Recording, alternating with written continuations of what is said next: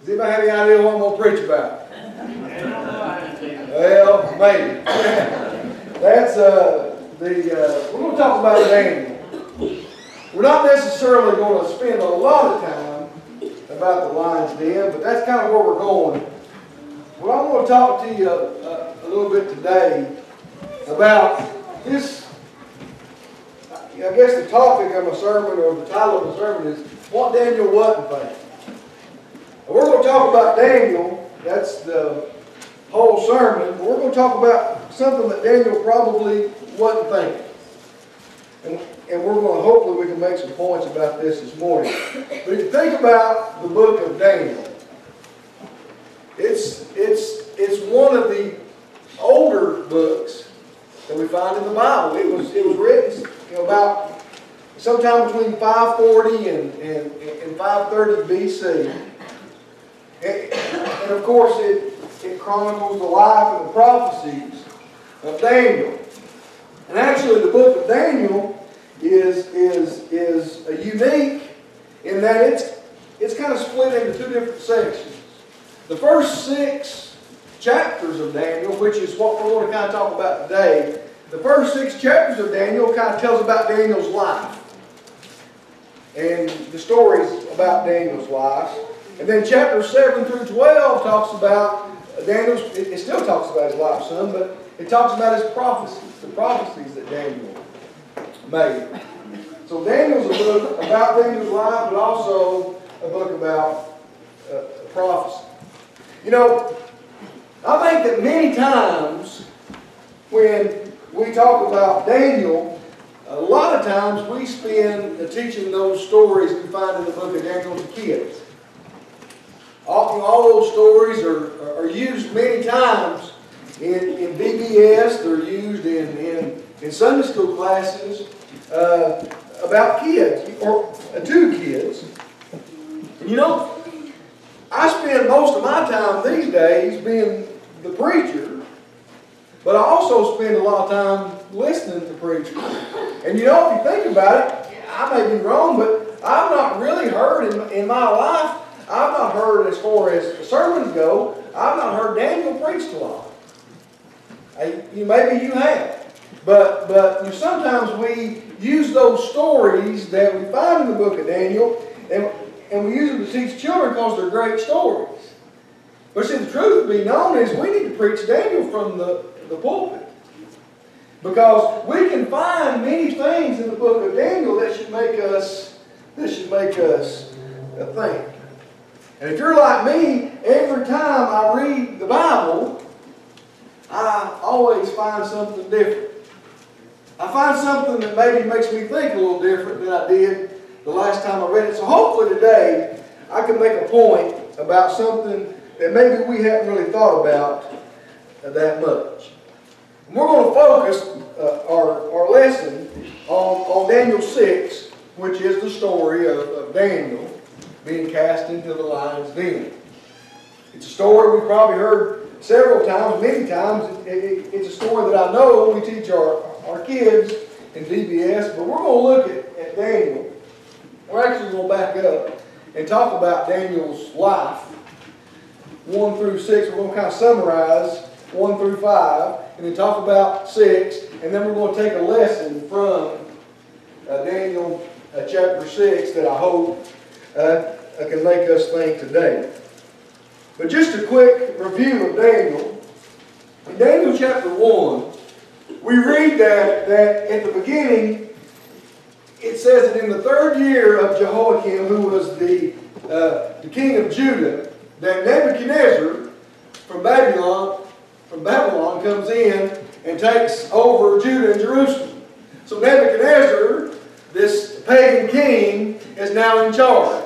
And we know that he asked one of his servants, one of his chief servants, said, now go find some of these Jerusalem young men and bring them. And we're going to train them for a few years, and we're going to teach them the things they need to know, and then they're going to be servants of me. So go find you some bright, some educated, some talented men, and young men, and bring them to me. And what we're going to do is we're going to feed them the best food, we're going to teach them everything they need to know. And after about 3 years, they're going to be servants to me. And we know that 4 of those people that was chosen by Nebuchadnezzar was Daniel, and then 3 of his friends by the name of Hananiah, Mishael, and Azariah, which is better known as Shadrach, Meshach, and Abednego.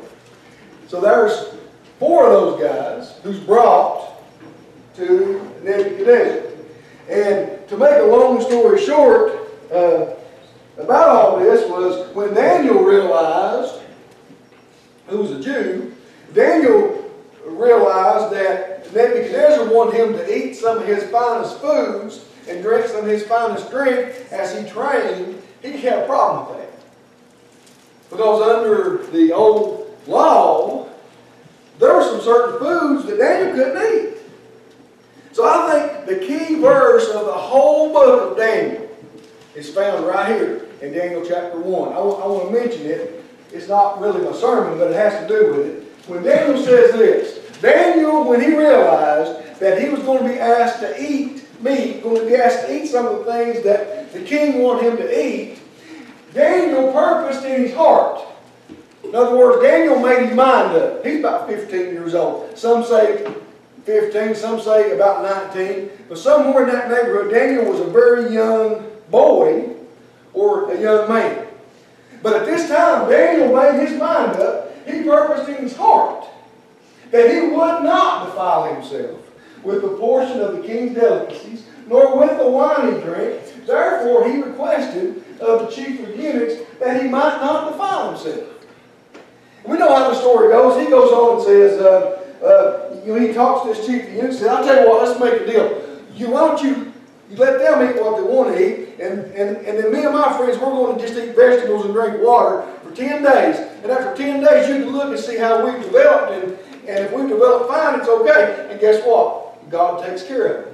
We know that story. And after 10 days, Daniel looks better than the others. And Shadrach, Meshach, and Abednego look better than the others. So God takes care of Daniel because Daniel made his mind up that he was not going to defile himself. He was going to serve his God. Now when you get to chapter 2, old King Nebuchadnezzar, he starts having these dreams. And these dreams start bothering him.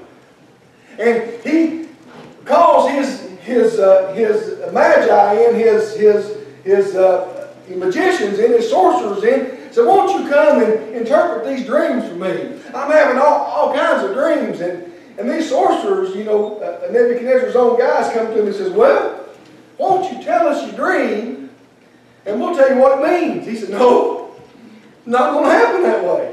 He said, if I have to tell you the dream, you're not telling me. So you tell me what I dreamed and you tell me what it means.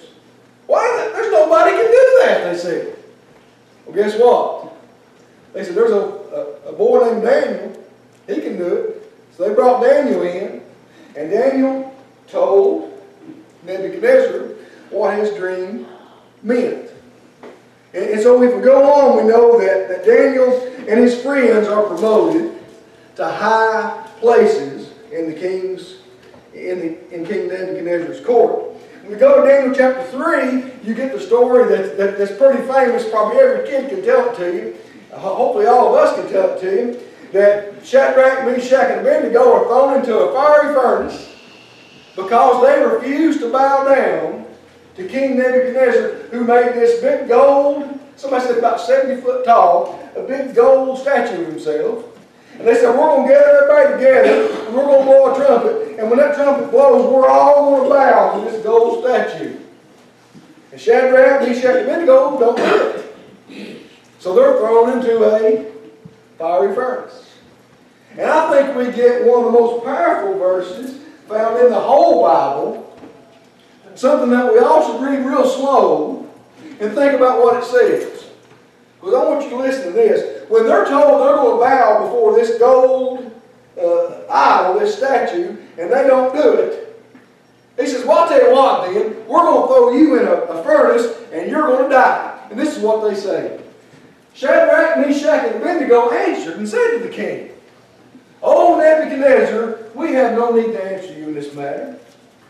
if that's the case, if you're going to throw us in this fiery furnace, if that's the case, our God whom we serve is able to deliver us from the burning fiery furnace.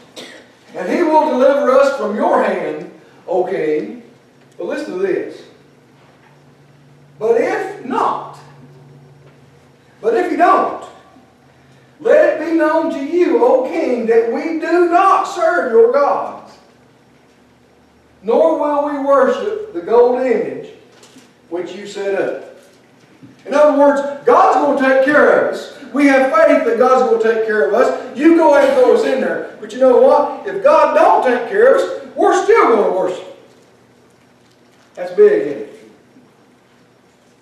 They had that kind of faith in God. They knew there was a better future for them, regardless of what God did for them at that time.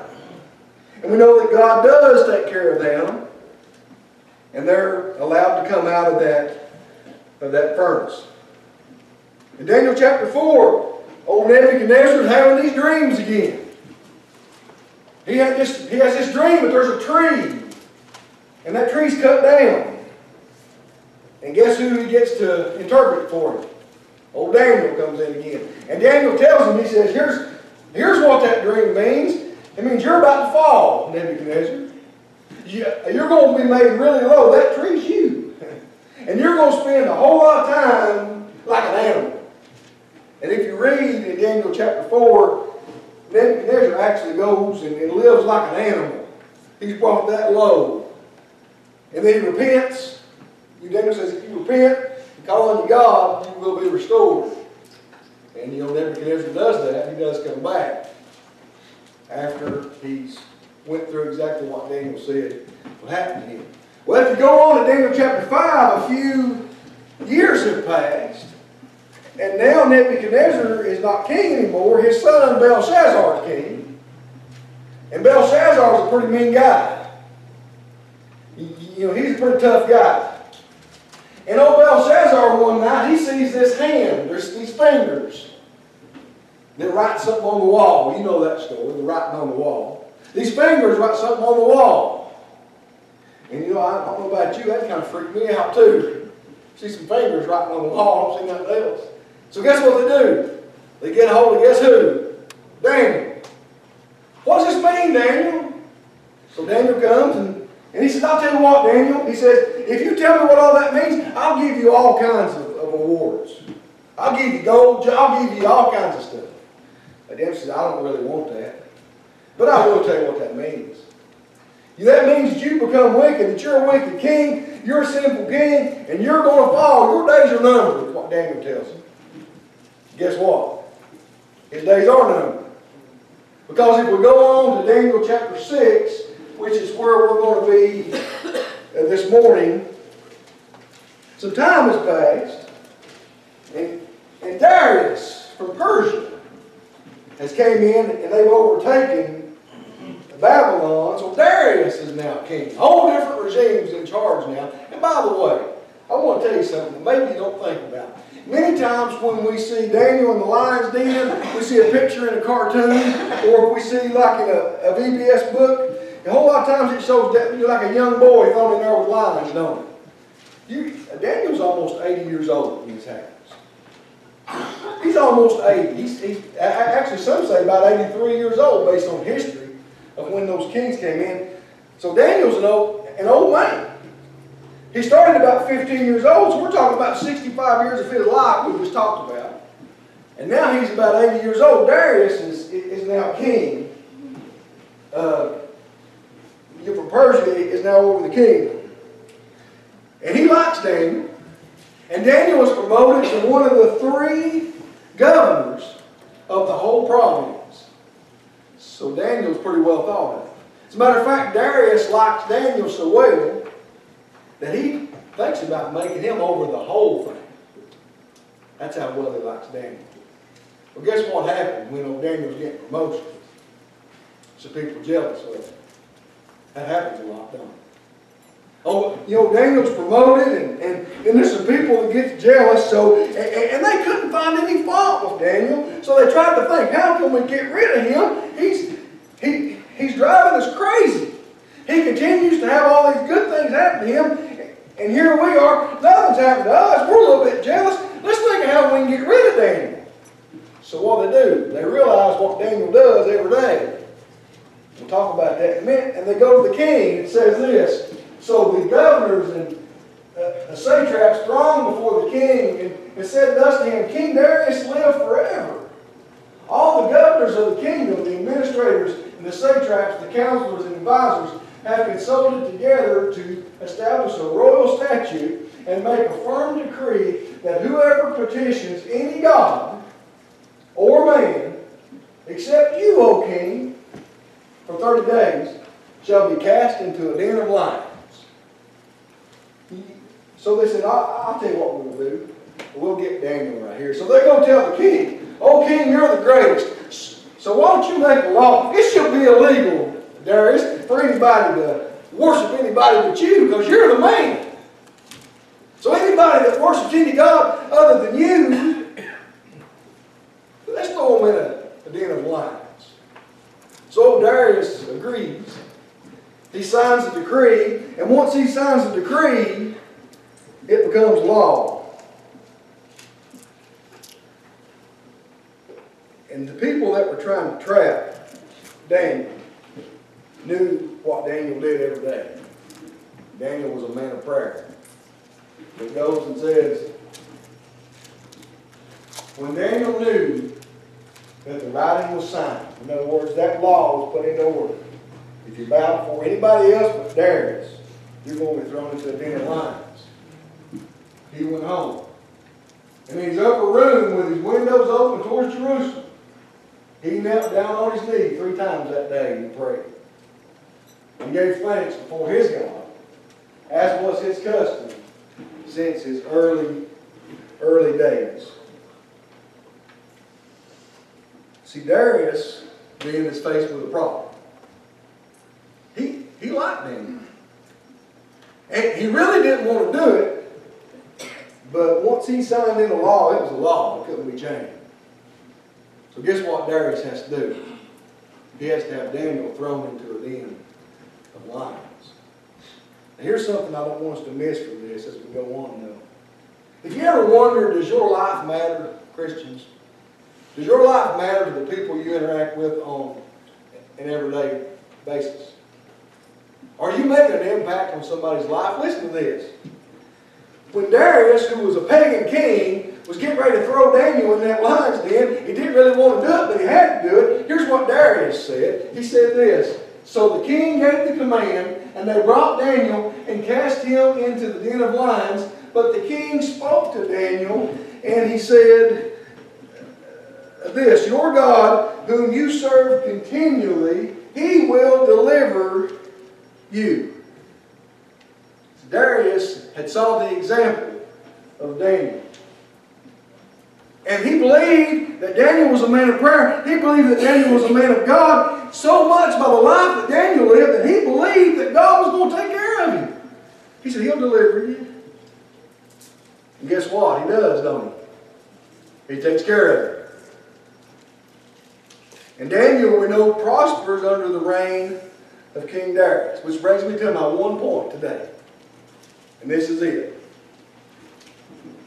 While Daniel was in that den of lions, while Daniel had faced all the trials he had faced in his life, he had prospered some. Yeah, he had a pretty good life, probably. But Daniel had all kinds of trials and troubles. Here's something Daniel probably never thought. That when he was in that den of lions, he probably never thought that that would be his last and only trial for serving God. And now let me read that again, because it's the point I'm going to make to you this morning, Christians. Daniel never thought that being in that den of lions, that trial would be his last and only trial for serving God. Think about it for just a second. He lived a decent life, but Daniel was an 80-year-old man at this time. And from the time he's about 15, he had things, he had jealousy, he had people trying to kill him. He had all these things against him for about 65 years of hard knocks in his life. He'd had a lot of good things happen to him, but then again, he had a lot of people who didn't like him. He had a lot of persecution that he faced. In other words, the heavenly faith that Daniel had caused him quite a bit of earthly problems. I'm going to say that again. The heavenly faith that Daniel had caused him all kinds of earthly problems. Let me ask you a question now. Can you relate to that statement? Does your faith cause you some problems here? Does your heavenly faith cause you any problems on this earth?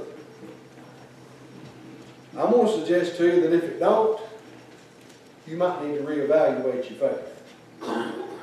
Because if your belief in God don't have a direct contrast with the beliefs in this world today, I think you need to really think about where you stand. See, Daniel knew that he was not living for what or who was on this earth. You see, Daniel knew that serving his God meant he may die for it. And he really didn't care. You see, Daniel knew already what Peter said in the book of Acts. In the book of Acts, the second part of verse 29 of chapter 5, Peter says, we ought to obey who? God rather than who? Men. We ought to obey God rather than men. You see, Daniel knew where his blessings was coming from. Daniel knew the things that happened in his life was a direct result of what God had done to carry him through every single day. Daniel knew that he should obey God rather than men. And he was willing to put his life on the line to be thrown into a den of lions for that belief. He knew where his blessings come from. He knew that we should, Christians, that we should obey God. We should choose to obey God rather than men. You know, chances are, most of us is never going to run up against a law from a Persian king. You know, we're probably never going to have, I mean, we might, I don't know. You never say never. But we'll probably never be faced with being thrown into a den of lions from a Persian king who say we believe in God. But here's the point I'm trying to get at.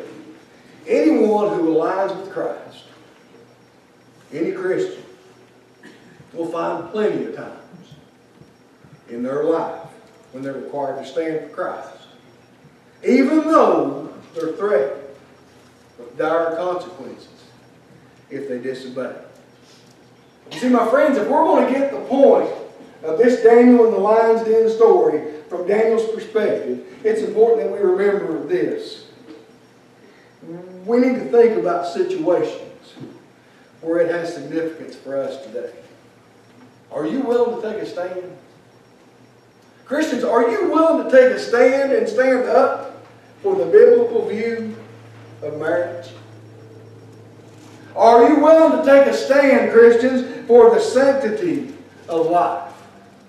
Are you willing to take a stand against abortion clinics and those who would kill human babies? Are we willing, Christians, to say no to the wrong kind of entertainment?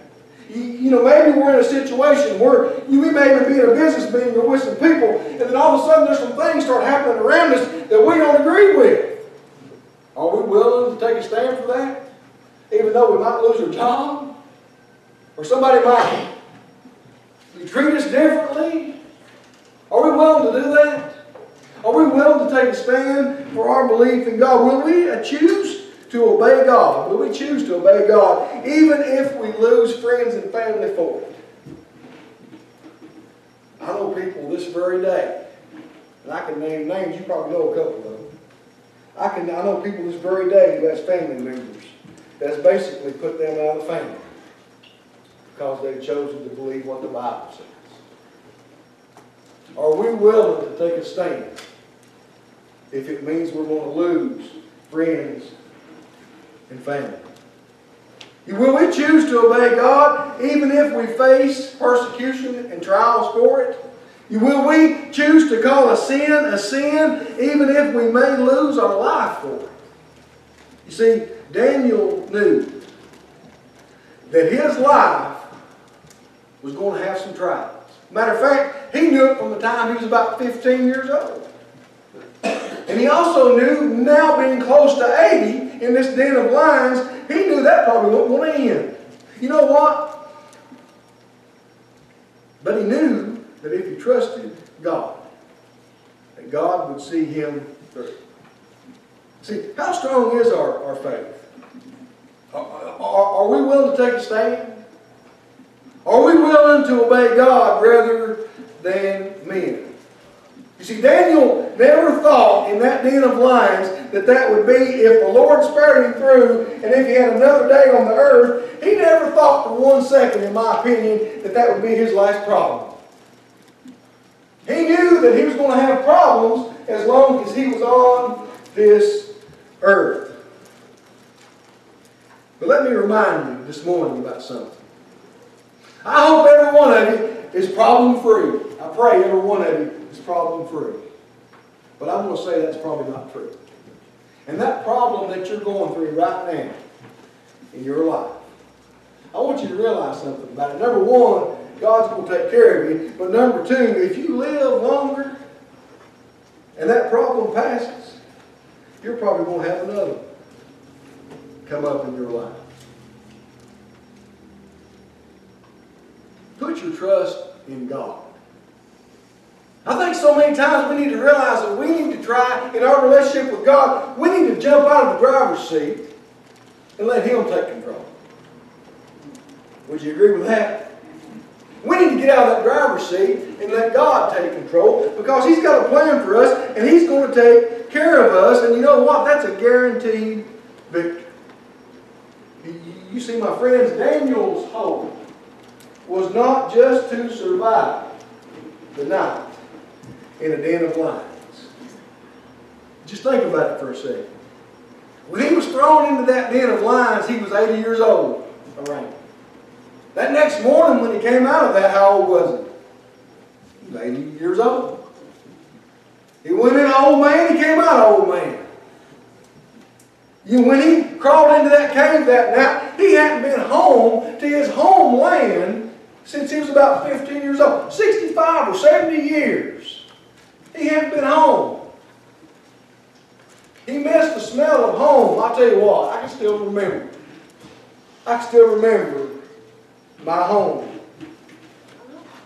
The smells that I remember from my home. Can you? Growing up, my mom and dad were both gone. But man, I can remember the smell of home. Those biscuits, baby. Daniel hadn't seen that in years. And just imagine being thrown in that den of lions. Imagine what it stunk like down there. Because you know he wasn't the only one ever thrown in there. The dead carcasses laying around. The stench and smell.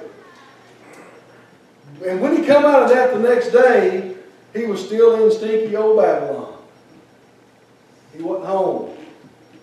He was still not where he probably even, you may have wanted to be. You know, when Daniel was thrown into that den of lions, he was thrown in by people that hated him. You know what? The next day he came out to people who hated him. He probably missed his parents. Odds are, you know, they lived longer back then, but odds are his parents were gone at that time.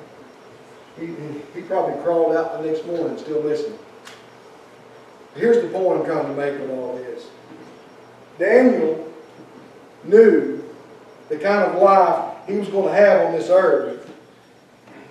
God had taken care of him all the way through. From the time he was 15 years old until this time, God had allowed him to prosper. God had taken care of him over and over again. But Daniel knew more than just that. Daniel was looking for a better place.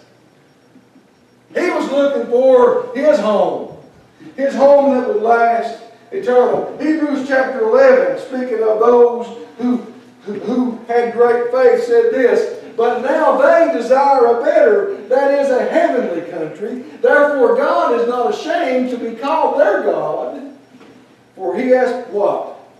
"Prepared a city for them." That's the hope that we have this morning. A heavenly city. A home in heaven that we can look forward to one of these days. You know, we all are going to have, if we're not having it right now, we're all going to have our own lines then. And you know what? We may not make it through that lines then. As a matter of fact, if we live soon enough, or long enough, if the Lord spares us, we won't eventually make it through. But listen to me. The world was not really a much different place the next day for Daniel when he came out of that den. But man, that heavenly city is going to be different. That home in heaven is going to be so much more. You can count on that and take it to the bank. I think the whole point of the Bible, from cover to cover when we read the Bible, we need to understand the point is that we won't survive, and we may not survive every trial in this fallen world. But the point is that we put our hope in Christ, being certain that very soon He's going to return. And we're not promised anything on this soil, but we're guaranteed victory. And I want to close with this passage. One day, that's all that's really going to matter. And I love this passage because we can put ourselves, Christians, right in the middle of it. Because it's going to happen. You can guarantee it. This is what Paul said. But I do know he's talking about those that have already gone on, those that died. And I love this. He said, "But I don't want you to be ignorant, brethren, concerning those that fall asleep, lest your sorrow as others who have no hope. For if we believe that Jesus died and rose again, even so God will bring with Him those who sleep in Jesus. For this we say to you by the word of the Lord, that we who are alive and remain until the coming of the Lord will by no means precede those who are asleep. For the Lord Himself will descend from heaven with a shout, with the voice of an archangel, and with the trumpet of God." It's going to happen. And the dead in Christ will what? Rise first. And then it says this, "Then we who are alive," if we're alive when the Lord comes back, we're either going to be dead or we're going to be alive. If we're dead, we're going to rise first. If we're alive, it says, "Then we who are alive and remain shall be caught up together with them in the clouds to meet the Lord in the air." That's going to happen. Christ is coming back. And we're going to meet Him in the air, dead or alive. And it says, therefore, and thus, I about missed the most important sentence. "And thus we shall always be with the Lord." He says, comfort one another with these words. You see, I've been reading in the book of Daniel. And it's made me think about a whole lot of things. That Daniel really wasn't looking for the success that he got. He was made governors, and he was made leaders, but Daniel wasn't looking for those things. They caused him problems, as a matter of fact. Because he was appointed, he was thrown into a den of lions. What Daniel was looking for was a brighter future. He was looking for a heavenly home. And I was thinking about that. You know, we live every day of our lives probably experiencing along the way some problems. Christians look through that. Understand understand that your faith in God will see you through? Do you believe that? Amen. Do you believe that God's going to take care of you? He's going to. Now, you're going to have problems. And you know what? You'll probably have another problem after this one.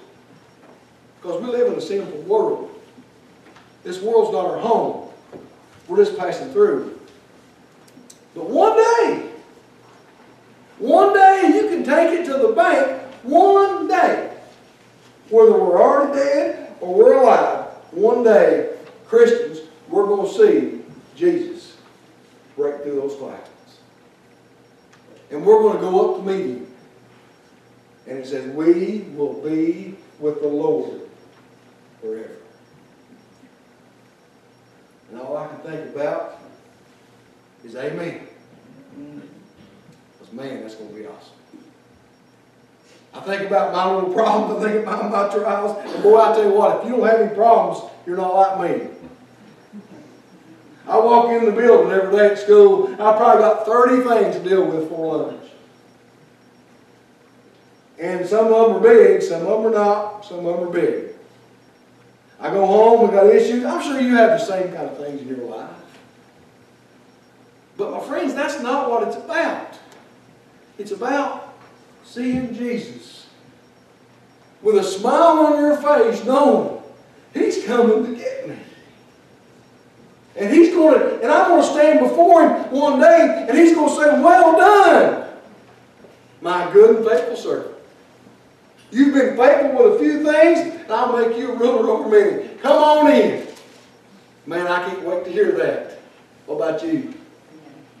But He's also going to say, at the very same time, He's going to say to some people, He's going to say, you know what? You had every chance, you had every opportunity that you could think of. People had talked to you over and over again. How many times did you hear people preach? How many times did you have the Bible spoke to you? But you chose to live in this world and serve this world for the things that's in it, and you forgot to do the most important thing, and that's obey the gospel of Jesus Christ. And He's going to say, depart from me, for I never knew you. Let me ask you this morning, which one of those things do you want to hear? Do you want to live your life like a Daniel? Do you want to live your life knowing that my God is going to take care of me? Do you want to live like Shadrach, Meshach, and Abednego and say, you know what? My God's going to take care of me. But if you don't, I'm still not going to serve you, Satan. I'm going to serve God. See, that's how we need to be. That's how we need to live our lives. Knowing that this world is not our home, we're just passing through. How about you this morning? Have you made that decision? Have you decided to follow Jesus? Have you decided to live your life knowing with 100% assurance? I'm telling you right now, as sure as I'm standing before you this morning, I believe that Jesus Christ died for our sins. And I believe He arose on the third day. And I believe He's at the right hand of God right now. And I also believe that He loves me so much, as He loves you the same, that He's going to see me through this whole world. Do you believe that?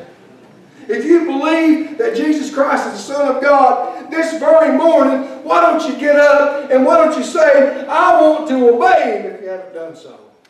Why not make today that day?